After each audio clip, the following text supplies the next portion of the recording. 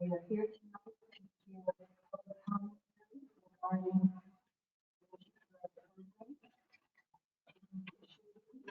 how they think it should operate. Hopefully we will comments and bring back to the county council for their election. The program this evening will be a presentation by the staff.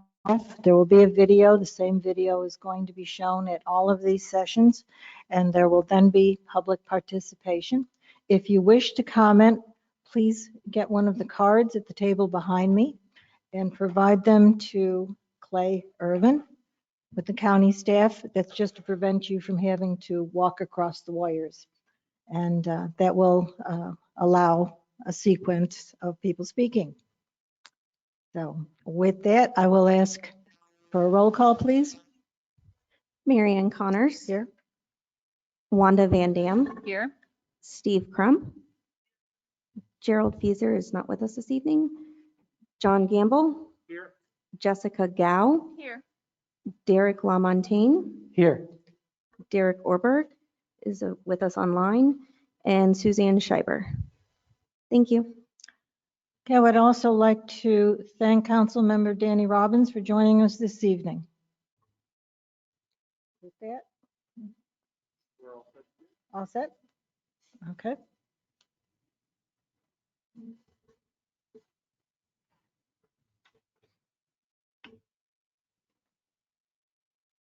Director for Volusia County, and I will be taking us through a series of slides about the existing Volusia Forever program to help us understand how we should move forward with the new program. We're going to talk mostly this evening about the existing Forever program, but I want to take 1 minute to talk about the 2020 referendum. Voters were asked in November of 2020 to approve a program that included an ad valorem tax of 1/5 of a mil for 20 years. That is projected to raise $179 million over those 20 years. It permits bonding in an amount not to exceed $60 million. The purpose is to finance acquisition and improvement of environmentally sensitive water resource protection, forests and farmlands, and outdoor recreation lands. It requires full public disclosure through an annual audit. This referendum was approved by 75.6% of Volusia County voters, which is why we're here this evening to talk to the citizens about how the program will move forward. The County Council adopted a resolution numbered 2021-11 that established the Volusia Forever Advisory Committee. The purpose of that committee is to oversee the review of proposed acquisitions and make recommendations to the County Council, to review applications to ensure that requests meet the objectives, the criteria, the procedures, and the guidelines of the program, to periodically review program procedures, guidelines, and criteria for acquiring property, to oversee the review of those proposed acquisitions and improvements for consistency with the intent and the goals of the program, assess the program priorities and recommend a ranking of properties, make recommendations regarding participation in federal, state, and district grant programs, review and/or assess the land acquisition, water resource protection, forests and farmlands, and outdoor recreation needs of the county, and make recommendations on how Volusia Forever can address them, and to recommend further evaluation of properties through resource assessments. Resolution 2021-11 establishes membership of the Forever Advisory Committee. Members serve 2 terms that expire on March 31st of odd-numbered years. If any member fails to attend 2 meetings during any calendar year, the seat is deemed vacant. The committee shall conduct an annual goal-setting workshop to outline its work program for the year, and will make an annual report to the County Council on accomplishments and review the annual program audit reports. The role of county staff. County staff are here to support the advisory committee, to provide an eligibility evaluation report for all nominated properties, to communicate with property owners, other acquisition partners, and regulatory agencies, to present committee recommendations to the County Council and inform the committee members of County Council actions, and to negotiate acquisition contracts. The land nomination and review process. The program shall accept nominations from any governmental entity, conservation organization, corporation, or individual for any land within Volusia County. The committee or the staff may also nominate lands.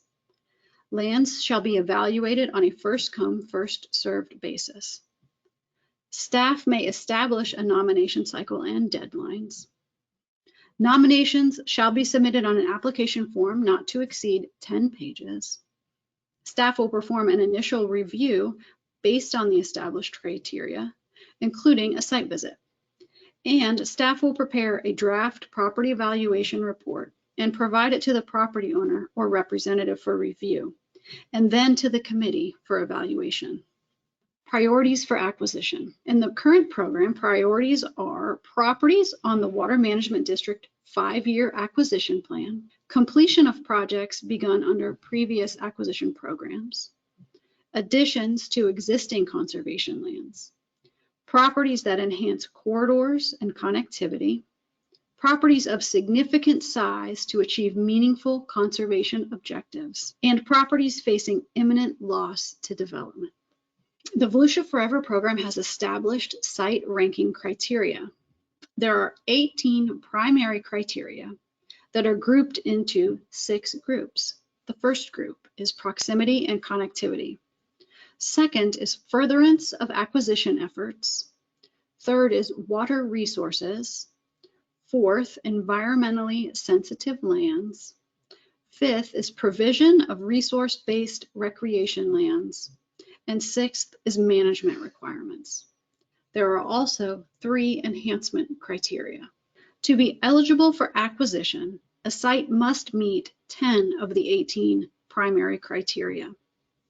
To be eligible for a conservation easement, a site must meet 5 of the criteria. I'll go through each of the site ranking criteria by group. The first group is proximity and connectivity. The criteria are, is the property functionally adjacent to existing conservation land, either a conservation easement or in public ownership, or a Volusia Forever eligible property? Will the acquisition maintain the ecological link or habitat corridor between 2 or more otherwise unconnected existing conservation lands, either conservation easements or public ownership? The second group is furtherance of acquisition efforts. Those criteria are, will the acquisition further a project begun under previous or existing governmental land acquisition programs? And based upon a preliminary assessment, for example, partnership experience, property size, location, and features, is there a reasonable expectation of matching funds from other sources to assist in the acquisition? Water resources. Does the property serve an important groundwater recharge function? Does the property contain or have frontage upon a water body, wetlands, or waterway? Does the property contain springs and/or other unique geologic features? And does the property have the potential for water resource development, for example, potable water development? Environmentally sensitive lands. The criteria are, is there the potential that acquisition of the property will protect or maintain populations of any federal or state listed species, including but not limited to endangered, threatened, or species of special concern, which may typically be expected to occur on the property? Does the property contain viable acreage of 1 or more scarce, unique, or other significant upland communities? And will the acquisition protect fragile coastal resources? Does the property provide resource-based recreation lands? And the criteria is, does the property offer the potential for the establishment or enhancement of resource-based public use opportunities, including greenways, blueways, and trails? Management. Is the size and location of the property appropriate for cost-effective management? Does the property have a limited amount of exotic or invasive species? Is the pattern of existing and potential future land use of the area adjacent to the property compatible with typical land management practices? Is there appropriate access to the property? Is the percentage of water bodies or wetlands requiring restoration minimal? And is the percentage of uplands requiring restoration minimal? This is the enhancement criteria that are established. Does the property likely contain significant historical, archaeological, and/or cultural resources? Does the property have the potential for providing significant opportunities for education and/or scientific research? Does the acquisition of the property substantially further the conservation goals and management objectives of the Volusia Forever program? The committee review and prioritization process is as follows. At an open public meeting, the committee shall divide properties into two groups: properties eligible for further consideration and properties that are not eligible based on the established criteria. No less than twice each year, the committee will prioritize the eligible properties into two groups. Group A are those properties that receive the highest priority. They significantly further the goals of the program and may be eligible for matching funds or within the Volusia Forever project area. Group B properties are important, but not the highest priority based on the evaluation criteria. Group A properties are forwarded to County Council for authorization to proceed with the acquisition process. County Council may move a property from one group to another, but may not add a property to the ranking group that has not first been determined eligible by the committee. Once the properties are ranked onto the Group A list, there's a final acquisition process. The Group A properties shall be pursued for acquisition by completing the following: a contract with a willing seller, a boundary survey, a title and encumbrance survey, written appraisals, which consist of one appraisal for properties that are valued between $100,000 and $500,000, and two for properties with values greater than $500,000. Also completed are environmental audits, either a phase 1 or phase 2 audit as necessary, a deed or an easement, approval by the County Council, and then the real estate closing. This graphic depicts the process of Volusia Forever acquisition. At the top of the page, the Volusia Forever staff solicits willing sellers, that is, those property owners who are interested in having Volusia Forever purchase their property for conservation. Next, the Volusia Forever Advisory Committee recommends lands for acquisition based on the established criteria. The County Council then approves or modifies those committee recommendations. The land acquisition staff negotiates purchases, and then the land management staff manages that land in perpetuity. Also included in the existing Volusia Forever program is the small lot acquisition program. The Volusia Forever resolutions authorize the acquisition of small lots. That program supplements the county's efforts in acquiring environmentally sensitive lands in antiquated subdivisions. The lots are small with limited or no physical access or infrastructure. The goal is to assemble contiguous small lots into ecologically significant tracts. For small lots, the acquisition procedures are modified. No survey, appraisal, or environmental assessment is required, and only a limited title search and an affidavit from the owner stating there are no known pollutants is required. Through this program, Volusia Forever has spent over $1.6 million since 2001 to acquire a total of 2,519 acres. One important portion of the Volusia Forever program is the land management set-aside. In the program from 2000 to 2020, 10% of the appropriated funds of the program were set aside to ensure that there is adequate funding for public access, land management, and improvements thereon of lands purchased under Volusia Forever, as well as the 1986 referendum, and other lands purchased for conservation purposes. You'll hear more about the land management set-aside in the financing section of this presentation. Good evening. I'm Tim Bailey, Parks, Recreation, and Culture Director. I'm responsible for the land management on the conservation lands. Responsible for management, enhancement, and restoration of approximately 41,000 acres. Ecologically sensitive management focuses on restoration, conservation, education, and research opportunities for the wise public utilization of natural lands. Land management activities. These include habitat maintenance and restoration, which includes prescribed fire, sustainable forestry, which promotes conservation and management practices, which are environmentally, socially, and economically sustainable and which generate and maintain benefits for present and future generations. Plant and animal monitoring, which includes exotic species control, Jay-Watch, and Rugel's Pawpaw Roundup. Recreation, public access, and education. These include hiking, biking, horseback riding, and primitive camping are allowed on most conservation properties. There are 46 miles of trails and 5 campsites.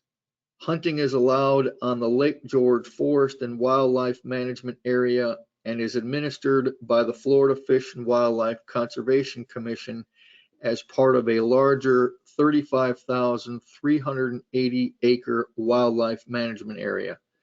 Interpretive trail signage, guided tours, educational programs, and Boy Scout projects. I am Ryan Osowski, Chief Financial Officer for Volusia County, and I'm here to go over some of the financial aspects of the Forever program. First, I'd like to cover the revenue estimates and the current balances that are on hand from the current Volusia Forever program. For the new Volusia Forever 2020 ballot elected program, based off of current property values, we approximate that the 0.2 mills levied will collect $7.65 million for fiscal year 2022. Estimated revenues of approximately $179 million will be collected over the 20 years that this program will be in place. And that was based off of regression modeling on historical property values for the 20 years. There are several different ways that you could look at modeling property tax revenues, especially when you're forecasting over such a long period of time. However, this is a down the middle approach at the $179 million number. The current balances for the Forever 2000 program that are on hand by the county include a $726,711 reserve for acquisition and a $12.7 million reserve for land management. Next, I'd like to go over the land management set aside. Currently, approximately $1.2 million is spent each year for land management expenses from the Forever program. The funds that are potentially available to cover future land management expenditures include a set aside from the ad valorem tax, interest revenues, hunting leases and timber sales, and the Forever 2000 fund balance. As mentioned on the previous slide, the $12.7 million reserved for land management. A potential set aside of 10 to 15% has been discussed, and the amounts of the 10% and 15% set aside would be $765,000 for 10% or $1.1 million for 15%. Adding that to the interest, hunting leases, timber sales, and the fund balance would be your funding sources for land management. Now I'm going to turn to the land acquisition financing piece of the Forever program. When the voters approved the Volusia Forever program, a $60 million bonding authority was also approved. This $60 million bond would give the county immediate cash flow, but result in annual debt service of approximately $4.2 million per year for the 20-year life of the program at an estimated average interest rate of 3.4%. In addition to limited general obligation bonds, the county also has the potential for other credit mechanisms, such as revenue bonds. However, both limited general obligation and revenue bonds would be subject to the federal government's restrictions on tax-exempt debt. As an issuer of tax-exempt debt, we have to obey what the IRS views as a potential for overburdening the tax-exempt bond market. Basically, the IRS doesn't want you to issue debt until you actually need it and have a plan for spending it. It would not be advisable to take out debt just to have the money on hand to be able to say that we are ready to purchase. Instead, purchases should be lined up ahead of time, and then the financing should be determined. This is because the county has the appropriate cash flow to make those purchases and then get the financing after the fact. The financing timeframe is approximately 3 months, depending on what type of financing and the amount of the financing. But in that meantime, between the purchase and the time that the financing is acquired, we have sufficient cash flow and the potential to borrow from the land management fund balance in order to make any purchases that are recommended to be made from this program. Thank you for listening to the financing portion of the Volusia Forever program.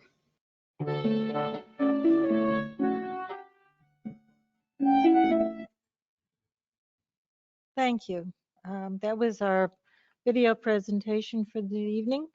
If anyone would like to engage in public participation, we'd ask you to turn your cards in now, and we will begin by calling names.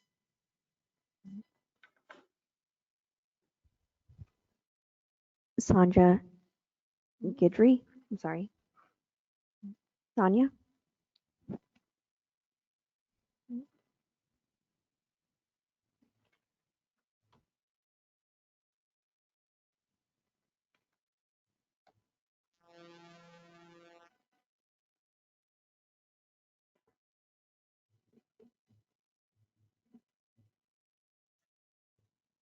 Hello, my name is Sonia Guidry. I'm a resident of New Smyrna Beach, 1205 Lurian Street. My father was born in Daytona and I was born in Daytona.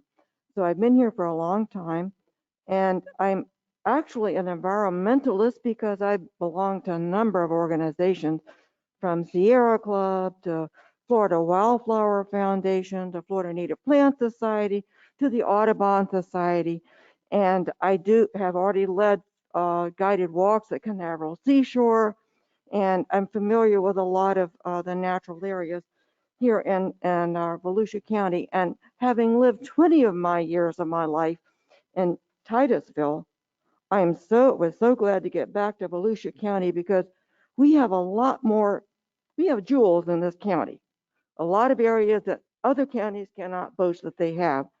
And I do know that if we don't protect them, we're going to see happening what we're seeing right now with Margaritaville, Avalon Park, and so on. And all the way through New Smyrna Beach, I can see changes in Edgewater, New Smyrna Beach, everywhere, just wiping things out.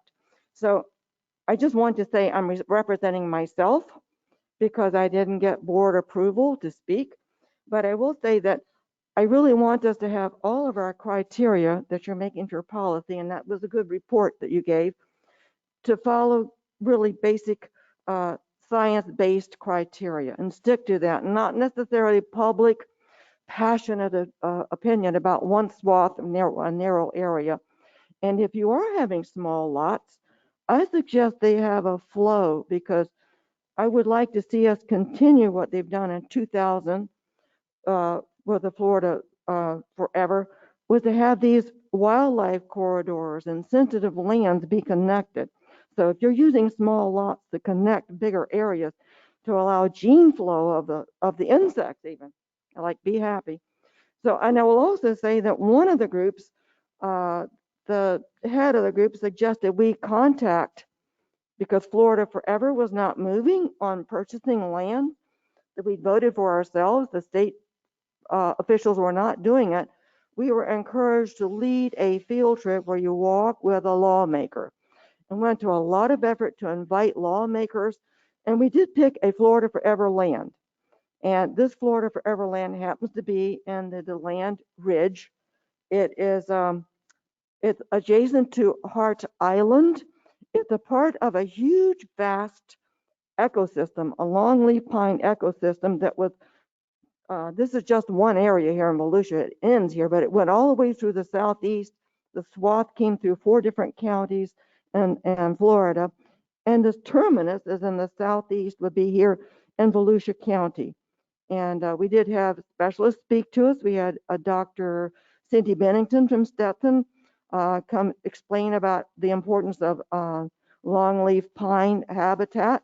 It's not just good for fox squirrels and red cockaded woodpeckers. It has a diversity of understory that took thousands of years to co-evolve in that habitat.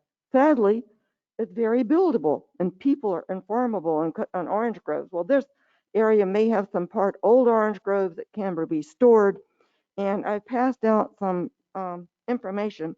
It has a map on the second sheet, and interesting, it's in that area where longleaf pine would be really good. It has already been evaluated as number 9 on the Florida Forever, and I think it would be really nice if Volusia Forever could partner with the Florida Forever to kind of look at that land. Not only is it good for longleaf pine, you see bodies of water there that might be very important. You don't want that to be the next Margaritaville. You want to save that for the historic importance of the longleaf pine ecosystem, that this would just be a remnant that's left. But I just encourage you to continue to work, and I thank you for all volunteering for your positions.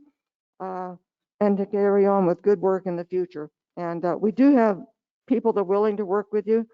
Cindy Bennington already said, oh, I'm so glad you're bringing that up. She'd be willing to work with anybody who'd work in the pine sandhill.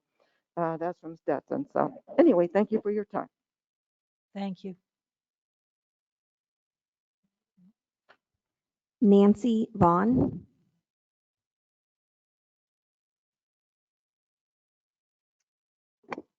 Good evening. Can you hear me? Good evening, Advisory Board. And I want to thank you for holding these sessions, and also thank you to staff for setting them up. I am here tonight representing the League of Women Voters of Volusia County, as well as the ECHO and Volusia Forever Alliance.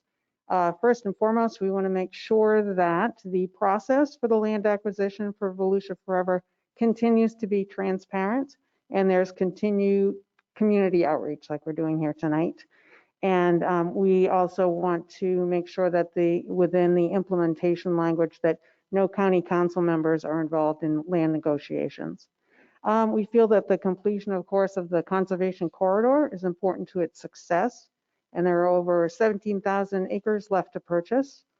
And not only is that important for the conservation for wildlife, but we feel that it is important for water quality. As the lands get developed throughout our county, the more land we can set aside for conservation, the better protected our water will be. And we were thrilled to hear about the new aspects for forest and farmlands that were added onto these. And in addition, the water resources, including buffers around springs and lagoons, we think will go a long way for that. So partnership is important, of course, to leveraging the Volusia Forever monies, and partnering with state and agencies such as water management districts has been successful in the past, and we anticipate that it would be successful in the future.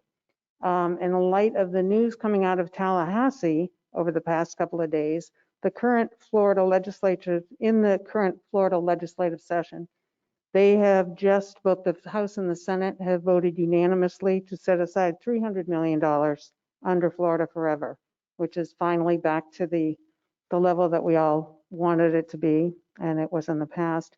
And this would be an excellent opportunity to work on the completion of the Volusia Conservation Corridor. Personally, close to home, I live in Port Orange, so I would like to see the 366 acres at Doris Leeper be completed. And also for water projects, we are so lucky to have people in our community like Kelly McGee and Shad Truxell, Marine Discovery Center, and Jason Evans at Stetson, all working on water quality projects. And from littoral shorelines on Lake Beresford to Kelly working with the, Chad working with the oyster mats and Kelly working with the mangroves. All of those projects, if they could get Volusia Forever funding, would be wonderful.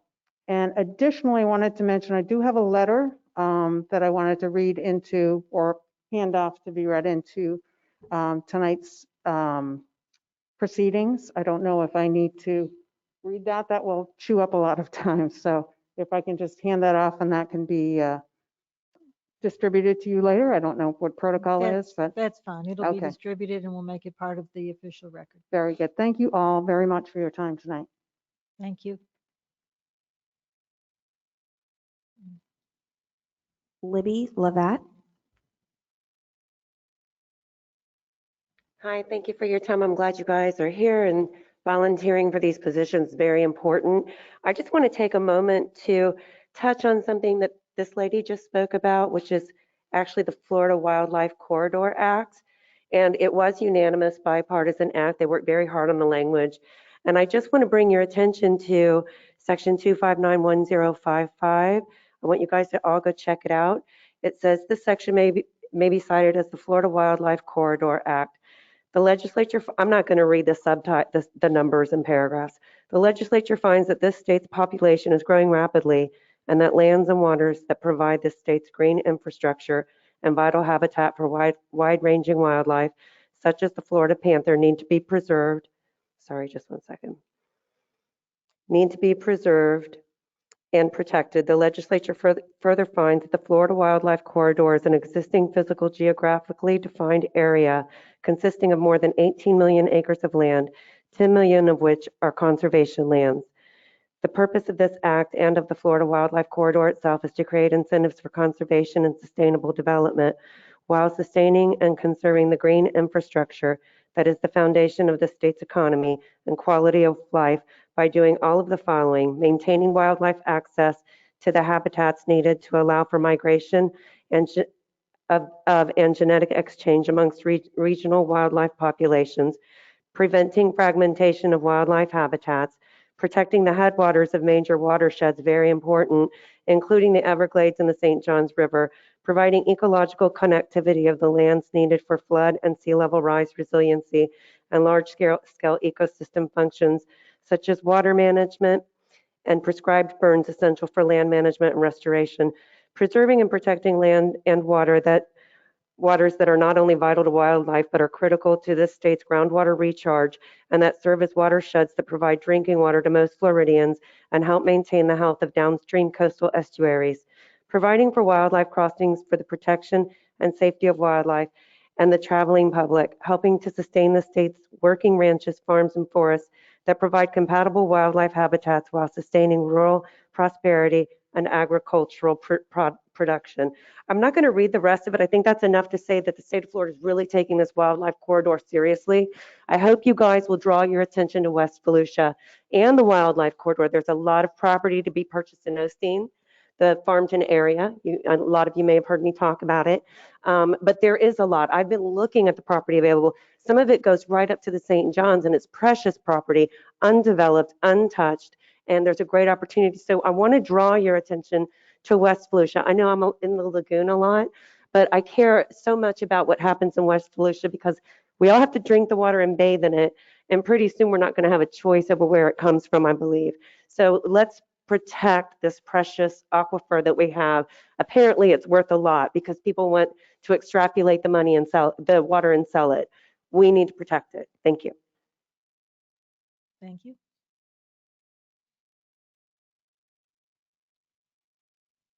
If there's anyone online who would like to speak, please raise your hand on the GoToWebinar.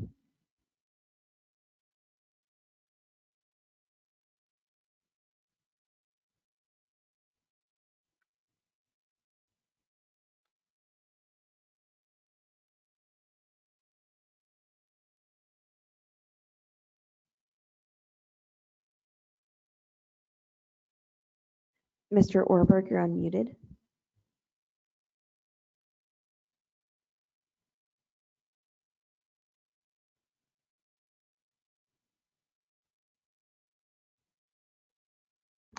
Mr. Orberg, you need to unmute yourself to speak. Thank you, Sarah. Thank you, members of the committee, for being here this evening so we can all listen in to members of Volusia County. And I'd like to say thank you for the two speakers that spoke here this evening. And I'd like to say thank you for all your work that you've done. That's all I had for now, and I do hope that we have more participants willing to shed some light on their interests. So thank you very much.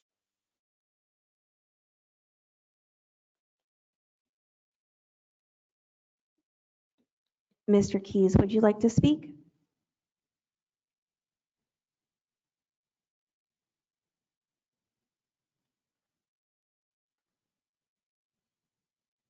Yes.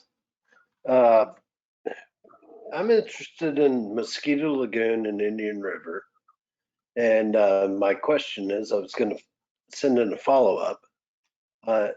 Can you guys get involved in helping the plight of Mosquito Lagoon and Indian River and potentially giving grants to people who may be living on a fixed income and can't afford to upgrade their drain field with their own septic?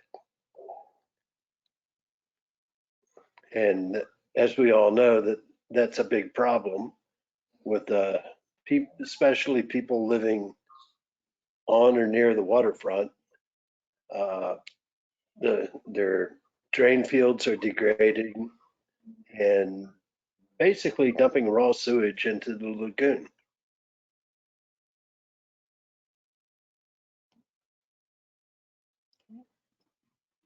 Clay?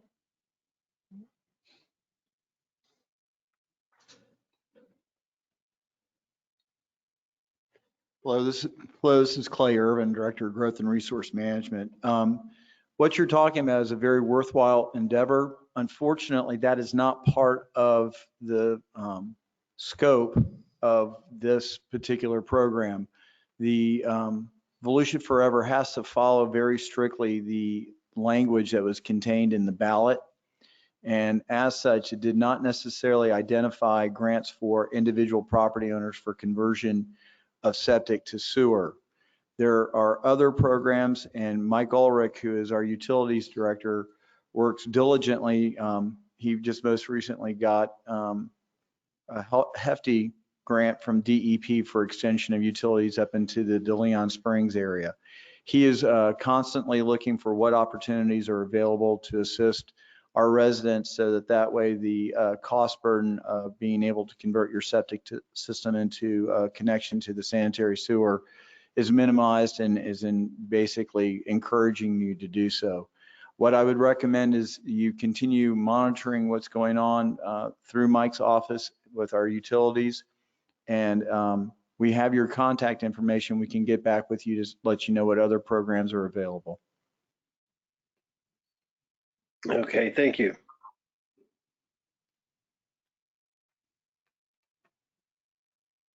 Madam Chair, we have no one else online. I'm sorry. Okay, that was it for our online speakers. Anyone else in the audience who cares to speak, please? If you haven't turned in a card, would you please do so Sure. afterwards? Thank you. Randy Herman, New Smyrna Beach. Mine really is more a form of a question. And again, as many of the speakers have said, salute to the work you're doing. And it's good to see what's getting action here in our county. One of the things that seems to be troubling our city, as well as many of the cities probably in the county, and I'm sure you're facing it as well, is the rising cost of land and the perhaps reluctance of people to sell and or actually asking for way more than the property is worth. I just wonder how you all are approaching this current challenge and what have you found to be effective in convincing people that either conservation easements and or actually selling land is worthwhile. Thank you.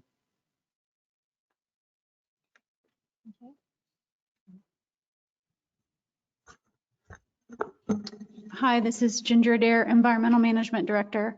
So for the newly reauthorized program, of course, we haven't engaged property owners for acquisitions. In the prior program, and based on the work of this committee and then the council, it has typically been a willing seller program. So what happens is the staff, after everything is established, the staff will put out a call to the public and anyone who's interested in selling their property for conservation would then submit an application. And then the staff would review those applications, and this committee would review the property based on the established criteria. In the past, there really wasn't an issue of people willing to sell their property. We were very successful with partners and acquiring large tracts of land in many parts of the county. So I guess it sort of remains to be seen as we move forward if that remains true, and if the staff would have to be more creative in seeking out property owners. Certainly the areas that are in holdings in some of our conservation lands, the staff has an eye on those properties, kind of all the time, waiting for those to come up for sale or whatever. But it'll be a work in progress, and we'll have to see how that happens.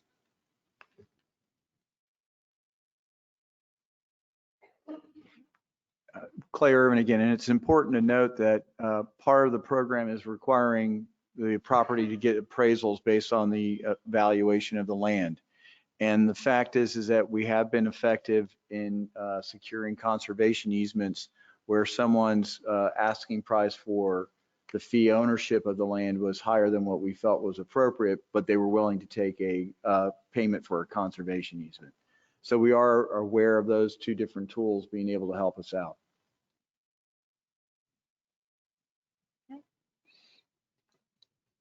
Any other comments from the audience? Okay, any discussion by members of the board? Derek Lamontagne? Excuse me, thank you. And if you don't mind, since this is kind of my hometown area, I'd like to speak for a few minutes, if that's okay with you. So again, thank you to all the speakers and everyone else for their time today. I want to start by just saying I really hope that our land that is in this vicinity that's already on our priority A list, especially around the Dorslever Spruce Creek Preserve, gets acquired as quickly as possible. That's my hope and goal. We already have it on the list. It's been evaluated, and I would really like to see that move forward again before maybe any land prices might go up. So that is already on our list. I hope that happens soon. It's just a comment I'd like to make. But I'd also like to tell you why. So I've grown up here, and I live in Port Orange, and I just really have seen a lot of changes that I just echo what was mentioned by some of the commenters. I've seen some land cleared without permits before, and that really is heartbreaking. And I've seen lots of animals displaced and degrading of our water quality by projects, by individual owners, and by large-scale owners, and also by even our own DOT and entities that are supposed to be working for the public. So it's very troublesome, and I just want to comment that again, I hope we can protect as much area in this Spruce Creek area as possible, because Spruce Creek, for anyone who doesn't know, is an outstanding Florida water body. But besides being that, it's also impaired for various nutrients, and has been for over 10 years, according to the DEP. And if we don't start or continue to protect the land in its basin, it will continue to suffer, and all of the people who use it for their job, for their tourism, for recreation, for just beauty, it will be lost for a long time, for forever. I mean, if it goes that way. So I think though that this committee and this this effort by the voters to approve Volusia Forever was, this is why I wanted Volusia Forever passed, was just to protect lands in this area. I know we're going to protect land out west. Don't worry about that.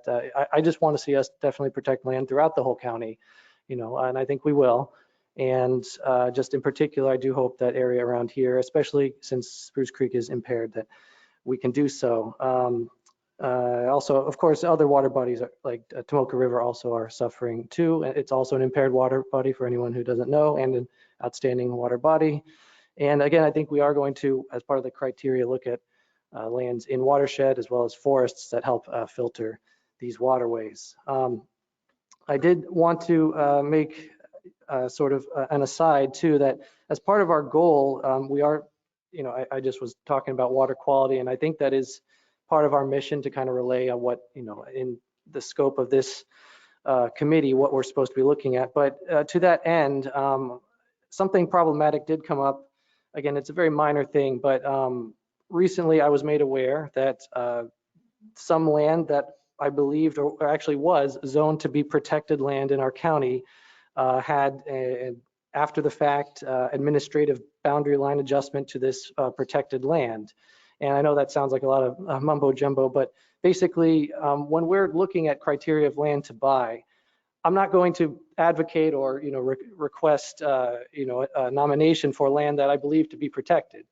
And if land in our county is being built on that is under a protection, again, maybe not an easement, but just under a zoning that's supposed to be maybe a resource corridor or something else, that is problematic for our goals, I think, here. And again, that did happen recently, and I just hope that county staff just is aware of that, and perhaps we can talk about that more. I hope definitely the county council maybe can make sure that our rules and our laws are being followed to help again with our effort.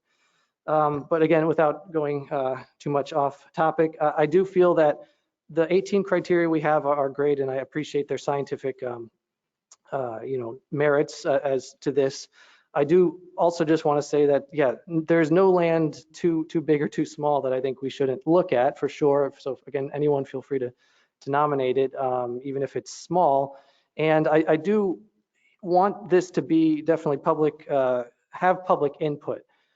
So I know there's a concern that, we're not just going to buy land just because, a lot of people really want it, but actually that does, we can do both.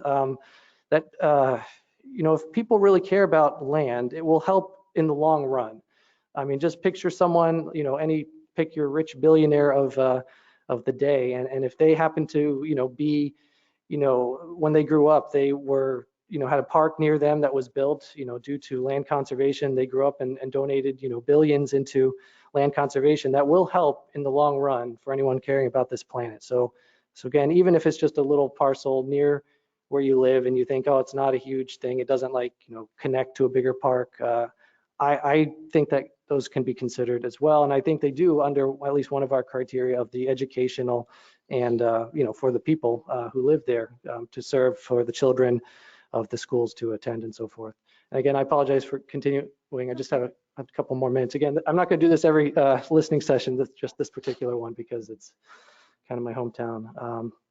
But as for another, so I don't know if that requires, or we could consider just making sure the bullet point, that is one way to interpret that one, that, so if people come with, a lot of comments saying, I really want to save this, that's the bullet point that definitely should be a yes, I think, and help that get us to that 10 if that's what we want to do. But there's another criteria point that I want to discuss, I guess, in terms of furtherance of acquisition efforts and trying to partner with other entities. And really what I'm going to say is my passion to save the taxpayer dollar, I suppose. I know we don't really, strictly speaking, deal with budget, so to speak. We're just looking at the land because we're just trying to say, is it worth it? And then the council will, of course, vote on that. But in that regard, I do want to make the point that if we can buy property that would result in the saving of taxpayer money elsewhere, then that definitely could be considered. For instance, if we were to buy land that would prevent or denecessitate, if that's a word, the need for the DOT or some other entity to build a road that would cost $10 million. Instead, we buy that parcel of land. The taxpayers have saved $10 million, and then so even if we buy the land for like $5 million, then stopping a road will help the taxpayers for sure. I mean, I'd rather spend money on conservation than on a road or an interchange or something else that will cost tens of millions of dollars. Why don't we spend that in conservation? Again, we will be saving taxpayer money. So I just want people to consider it like that is what I would like to see. And also, I guess for, this is maybe for another topic, but I don't know if for getting money for some of these partnerships, if we are looking at like carbon credits and selling our forests as like, hey, we're not building on it. And I think there are some nonprofits and so forth that might do that. I'm not sure if I should be more, this is more of a question for if staff is aware of that. If we set aside an easement, maybe there will be some money from some entity that will give us sort of carbon credits for that, and then we can give that to the landowner, buy some easements. But again, I hope we can save as much as we can in this area, especially Spruce Creek. Maybe right along the water too is very important, but anywhere to especially increase the door sleeper Spruce Creek Preserve. So that's all I got, and I appreciate your time, and sorry for taking so much of it. Thank you. So, Mr. Keys has indicated he'd like to speak again. I'm sorry. Mr. Keys has indicated he would like to speak Mr. again. Keys? Jim Keys? Okay. Okay. We all know what SWIP is, right? Yes. Stormwater Pollution Prevention Plan.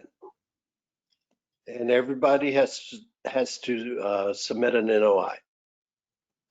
And they do that, and then there's nobody to enforce the parameters of the SWIP plan.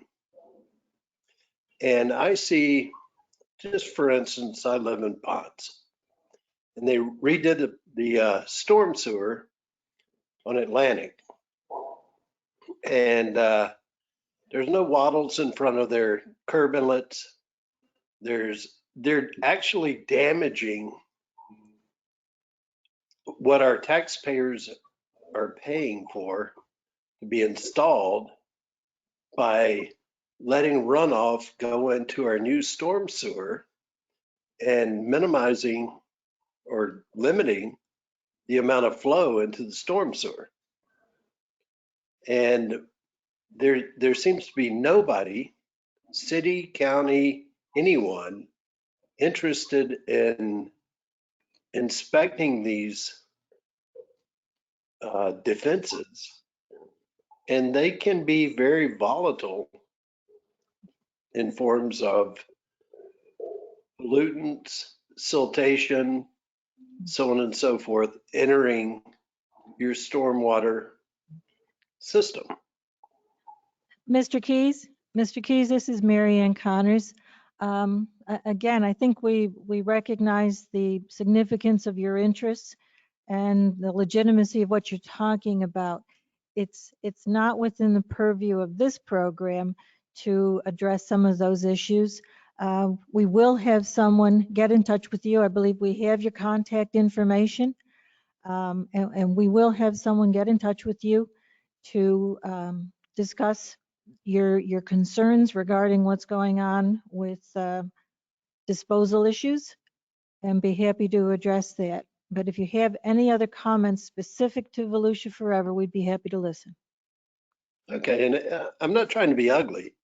I've been in the business for 45 years. Okay. And I'm SWIP certified, and I see this going on, and I know that things are being flushed into our waterways through rain events or whatever, that if a proper SWIP program is implemented and maintained, then you can minimize that. Okay, an important point, and we thank you for your comments. Anyone else? Anyone else on the board? Comments this evening? Okay, well, I think what I drew from the last gentleman's comments was that certainly among the water resource issues are issues of how we handle stormwater and disposal issues. So, well, duly noted. It's important as a water resource issue. Any other comments? No? Not this evening. Okay, if there is no further business, I believe, staff? Yes, please. Good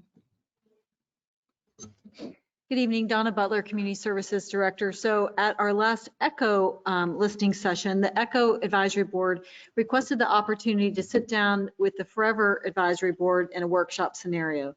And so I called Mary Ann, Ms. Connors, and asked her, and she suggested we have a conversation here this evening.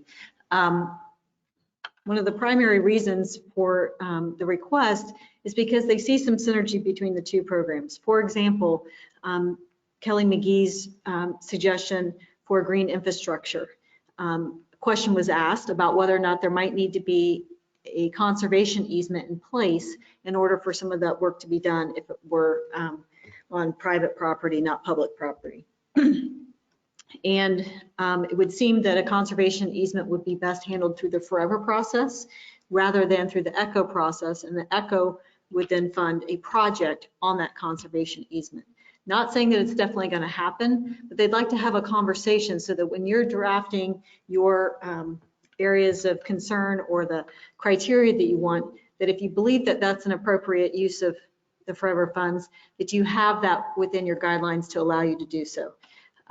And there may be other synergies that they bring up when you guys are all face to face. So if you're interested and willing to do that, the ECHO board actually has a meeting scheduled on May 13th at 1 p.m. They have a very small amount of business to take care of. And then after that, if you are willing, we would go ahead and do the joint workshop. So we serve. Okay. I don't think it requires a vote. I think we can just go with consensus. Anyone have any thoughts about engaging with ECHO? Suzanne?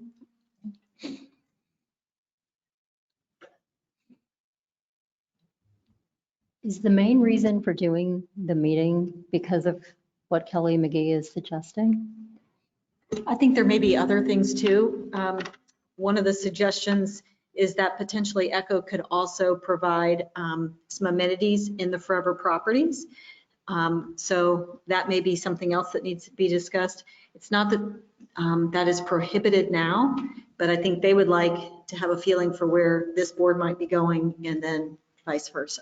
They just don't want to do things in isolation, and they hope that you're interested in what they're thinking some new ways of spending ECHO dollars might be. Okay, so basically staff does the funding and even the funding for anything that would be like a trail or something, correct? So we don't make the determination for something to be done with the land as far as trails or. So the ECHO Advisory Committee takes grant applications from nonprofits, from cities and the county to put projects into place.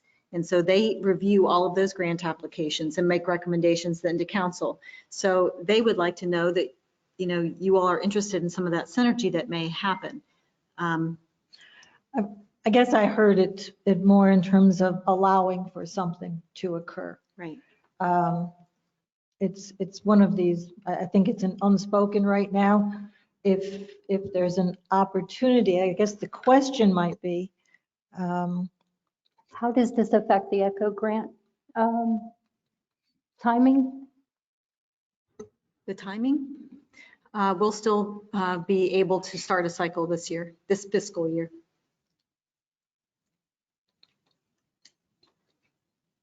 Did we answer your question? Yes. Okay. Mr. Crum? Would you tell me what is green infrastructure? You used the word, Sure. I do not know what that is. And I was hopeful that Ms. McGee would be here. She's done several discussions with the ECHO Advisory Committee, and they've been asking a lot of questions. It's not a definite that they're going to allow green infrastructure projects, but essentially, and Ginger might be able to answer better than I because I'm not the environmentalist or conservationist, but there are shoreline, currently Riverside Conservancy is doing shoreline repair, and I would call it refurbishment, probably not the right conservation word there, but they go in and plant things to preserve that shoreline or to rehabilitate a shoreline. She just recently posted they were planting some mangroves that then will potting them and then go out and plant them. And that could be done on any type of waterway. So we already have property that has existing waterways that we could potentially put them on, but there also might be private property where homeowners would be willing to have a conservation easement allowed along their shoreline, and then they could do some repairs. So they plant mangroves, they put oyster or something or whatever, those little oyster beds in, and can see some real good positive regrowth, which helps the water system.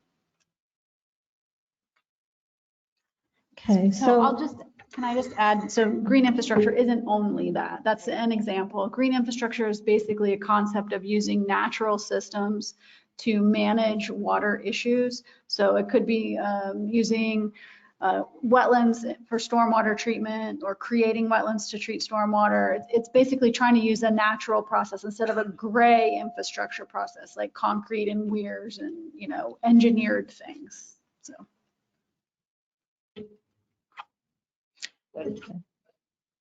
That's not what I envisioned it to be, but that's okay. For some reason, I was thinking you were going to put not paved parking, but gravel parking. I was thinking more of a hard structure than what you're talking. So that's interesting. Thanks. Okay, I guess if I'm hearing you right, what you're talking about is that if Forever is looking at a conservation easement, would the criteria recognize the value of its use for a particular type of infrastructure?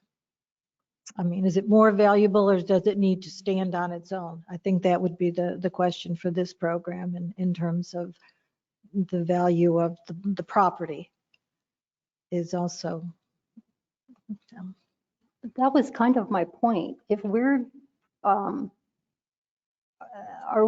so we purchased land for conservation and ECHO is a completely different program.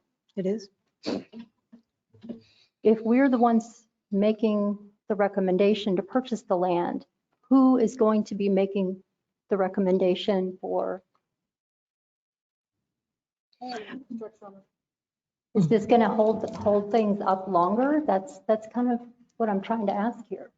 So I see this being a project or long-term program that would be developed if it's successful. And I have no idea for sure that the ECHO Advisory Board is going to go this way, but I will tell you that there was a lot of interest from those that came to all of the meetings. And so at their last meeting, they said, hey, we'd really like to talk to Forever about this and see what their thoughts are. And these are questions that you could ask them better than me because I won't be making the decisions on what ECHO allows. But what I would see is that a willing seller of a conservation easement might be in partnership with a nonprofit or someone else and say, hey, I'm willing to give a conservation easement on my property if Forever's willing. And the other person, the nonprofit, could potentially be going through ECHO to apply for funding to actually do the work on the conservation easement. So it's a different concept, and it's one that you haven't had the option to do before within the current criteria. So they're just wanting to ask, A, is it something that would potentially modify your criteria? Is it something you're just absolutely not interested in? Because that may impact how they do change their grant application guidelines. So I think, you know, maybe we're not going to answer all the questions tonight. I do think some of the questions are for the ECHO group. Is there a consensus of an interest in meeting with them to hear what the thoughts are in terms of this proposal? So I looked at the schedule and I noticed that we have our Orman Library meeting the night before that, if I'm correct. Yes, ma'am. You would have finished 4 out of your 5 listening sessions. Because we are trying to keep ECHO on task and also not let Forever get behind. We figured that was the best date since ECHO was already committed to that date. If it doesn't work for you all and it's not feasible, we'll look for something else, but we thought we'd toss that out there as an option for you. That's their regular meeting, so that's in the chamber? It is, but we probably need to move it downstairs to the staff, to the conference area, so that you both could, you know, we could have both boards sitting face to face, not one up in the dais and So one we down could be below. around a table and actually have a conversation. That would be my preference in terms of setting. I don't think it helps to have one group at the dais. Any concerns, John? Yeah, I like the idea. I'm out of town that week. That's meeting number 2 for me, if you have it that week and if that counts. I don't Have to think, talk to I don't Russ think about this that. would count as a required meeting. We're still in workshop forum. Yeah. I never know what counts and what doesn't. Jessica. And I just had a question for staff. I'm open to the meeting. I just think I want to percolate on it before we get there. So if we can ask these questions now, it may be helpful. Would ECHO currently right now qualify as a potential partnership under the criteria when you assess a property? Like matching funds from an ECHO project? To purchase property or to put green infrastructure in a parcel? Well, I don't think the criteria probably contemplate the infrastructure side at all for us. So just purchasing. Well, you said ECHO. So Right. ECHO can purchase property now. As you know, we recently did so. And it's really unclear as to whether we could do a green infrastructure project right now. There are environmental, but it's supposed to be like an environmental learning center. So if it came as a learning opportunity, so hey, we're planting the shoreline or we're doing other green infrastructure and there was a learning component to it, it potentially could. I'm not sure that it's clear. So they may address that more clearly in their regulations, and they've asked for definitions that have been provided, and we can provide all of that to you as well. And if there's anything else that you think might be appropriate, we're happy to, provide that as well before your meeting. Absolutely. Yeah. And I think my concern, and I think Suzanne kind of touched on this, is that ECHO has the opportunity, I think, to be more flexible with maybe smaller tracts where we're looking for large areas of significant environmental land, which may not always be the case. We have the small lot program. So I think we could look at the potential for partnering with them in some sort of program that deals with smaller conservation easement tracts with the idea of an ECHO project being involved. I don't know how we would word it, but we'll work on it. Yeah, that's what I'm trying to figure out. And I know that that would happen at the meeting, but my question is, because basically ECHO would almost have to determine us purchasing if you think about this. And that is not with this program. We're a separate program. I'm just pointing this out. We're land acquisition for a separate program. So I'm not the discussion I understand. I'm just pointing that out. Okay, so you've got a question of process also. I mean, it's. I don't know another way to say it. Yeah, no, I think I'm hearing it's also a question. What would the sequence be?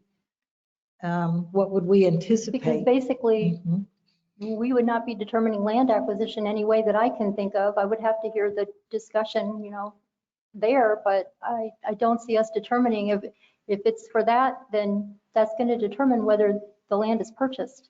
And that would not be us. I don't see how we would determine land purchased for them. I can't see that. The county would hold ownership. I'm talking about the process and the criteria. I know, but you said purchase for them. So the county would be requesting the purchase of the property in concert with the other property. I understand that's not what I'm saying. I'm trying to figure out a better way to say it. In order for the land to qualify to be restored, who would decide that? The staff? There has to be, like, I get it, there has to be more conversation. Right. Yeah. Yep. I think I understand where Ms. Schreiber is coming from. It's the chicken or the egg situation. So if Volusia Forever identified a specific area along the Indian River Lagoon and said, this is a targeted area, then residents could potentially apply for an ECHO grant to help fund the infrastructure. But part of that was we, being ECHO, would have to target what those areas are in advance. Yes. So I see where you're coming from. Is that it is? It's yeah. Who goes first? Because the fact is if someone comes in trying to get an ECHO grant for it, if it's not already identified by us, then it's driving our acquisition program, which is contrary to what we've been saying in our criteria. Personally, I prefer the land acquisition program to drive itself. I'm just stating that out loud. Okay. So I see where she's coming from. It's the chicken or the egg question about how to best use those funds. And there's an element of presumption in there on either side. Whoever goes first, there's a presumptive element for what occurs next. So I think good points in terms of just what could it look like, and is this the best process? and how we approach it. I'm also intrigued though by the other element. There are these vast stretches of forever properties that might offer more in terms of public experiences with some eco activities there. And I would like to hear that side of the conversation also. So, Jessica? And I want to say this in case I forget it before the joint session. I wanted to ask staff, or maybe Clay, is if there is a way potentially where when we're ranking properties based on their conservation qualities, we're going to have the A list and the B list. And so something that I could see is that could we give staff the ability to negotiate a B list property if it had an eco project active on it? Is that something we can do? Under the current rules, the council can elevate a B project, but it does have to meet certain criteria. And that what you're talking about is modifying the criteria of how you could amend the B list by bringing it from a B to an A and utilizing that process. This type of project could be done on some of those small lots in our small lot acquisition program too.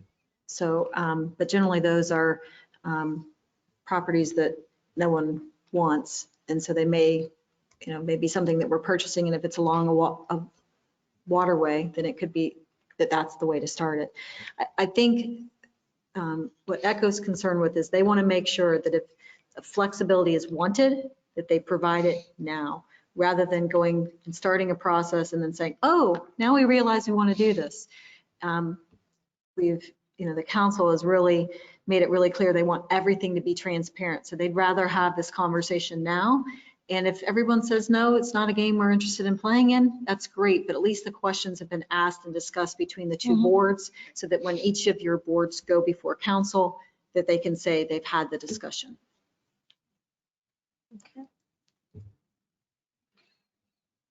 Okay, well, I think we have at least enough consensus to hold a meeting.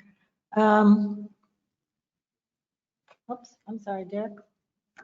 Oh, yeah, I just echo what everyone else has said. Apologize for the pun. Yeah, I would rather wait because I'm still just learning what we're doing to meet, although I would like to invite them to our meetings as well. I mean, just pointing that out that, anyone can come to our meetings. So just want to make that point. We have quite a few meetings scheduled. That We was do. the only reason I pointed out that it was the day after the meeting that we already have scheduled in Ormond. And so that would be in DeLand. I'm not saying I'm fully opposed, but we do have a full schedule ourselves. And I agree with him. They could come to our meeting as well. Okay, possible. I think I would not want to crowd our meeting. I prefer that we stay focused in terms of our listening sessions. I wasn't actually talking about the listening session. I was talking about one of our committee meetings. Okay, I'm sorry. I was hearing something else. Well, I would say, I think there's consensus to meet. I would like to go ahead. I'm not sure it will produce a specific outcome. It may just be a first conversation, and that has to be okay too. So it's on that basis. I have a couple of questions that I just want to pose. I think it's for staff. But things I feel like I should know, but I don't. What is the enhancement criteria for, and how does it function? How does it function? I feel like it's vestigial of something. I would agree that vestigial is a good way to describe it. The way I understand it from the prior program is that there have been times when a property was on the cusp of the right number of criteria. And if that property had one or more of those enhancement criteria that could put you over the hump to be considered eligible based on the vote of the committee. So if most properties that made it on the list met the 10 or the 5, depending on a fee simple or an easement on their own merits, but sometimes that that enhancement criteria would make the difference to the committee about ranking a property or not. Okay. Second question, the B list. What is it, how does it function? What does it do? So a property remains on the B list for a certain amount of time when, after this committee, so again, this is all how it used to work, not how it has to work going forward. But so the properties would be, ranked by this committee. The council would approve that. The council had the opportunity to move something from B to A. Okay. What they don't have the opportunity to do is nominate a property that's not on the list at all. But they can move from B to A. So the B list, the properties stay on that B list for a period of time, which gives the council the opportunity to move that up and then have the staff move forward with negotiations. Those B list properties do fall off, I think after two ranking cycles. And then that property owner has the ability to reapply. So. Okay. Mary Ann, I just want to say this again, because I'm not sure that it's understood. We have people on this board who work. I can come, but we do have other people who do work, and there's some people, isn't there someone missing tonight, I believe? He's online. Mr. Orberg? Mr. Orberg was online earlier. And Mr. Orberg, so maybe if we're not counting this meeting, but I And am Mr. pointing it out that Feeser. there's people who won't be able to come on that day. I'm guessing, will this gentleman, Mr. Gamble, can't come? I probably can't come. I just wanted them to go ahead and say because they worked. Understood. Okay. Any other discussion of the board? Okay. If he does, please. Mr. Orberg, did you have something you wanted to state?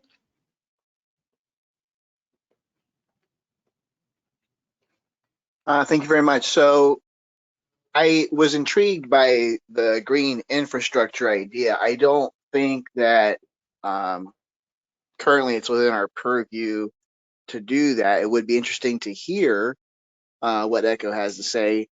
I apologize for not being there this evening, but I am not opposed to a meeting. I just don't know that it's going to fit with our criteria is where I would question having a meeting like that. So thank you for letting me speak, and I wish you all well here this evening. Thank you, Mr. Orberg. Okay. All right. If there's no further business, our next meeting is next week at the Ormond Chambers. I'm sorry. Oh, I'm sorry. Beach Safety Headquarters, May 5th. And then the following Wednesday, May 12th, is at the City of Ormond Beach. So those are the next two meetings that we'll be having. Again, we invite anyone to join us. Please participate. Please join us online if you cannot attend. And with that, take a motion to adjourn. So moved. I'll second. Motion and second. All those in favor say aye. Aye. Opposed, like sign. Aye. We are adjourned.